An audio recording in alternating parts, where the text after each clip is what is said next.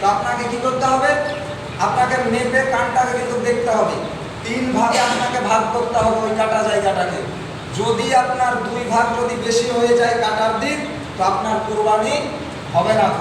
আর যদি আপনার দেখা যায় যদি 3 ভাগ করে ওই কানটাকে 1 ভাগ দেখা গেল, মানে যে কম ভাগ কানটা আপনার কেটেছে, তো ওই গরু কিন্তু আপনার কুরবানি কি হবে, হয়ে যাবে।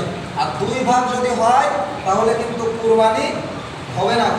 কিন্তু বিরাদরানি মিল্লাত ইসলামিয়া প্রত্যেকটা আমার যে মুজাহিদ যিনারা আছেন, তিনাদেরকে আপনার বলবো যে যাদের অর্থ আছে, যারা কুরবানি দিতে পারবেন।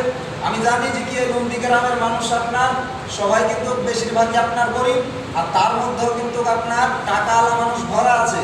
কিন্তু যাদের আপনার টাকা আছে তারা কি করে জানেন, অপরের ভালো কিন্তু দেখতে পারে না। বুঝতে পারলেন? আপনি হয়তো একটু ভালো করবেন কিনা, তা আপনাকে কিন্তু ভালো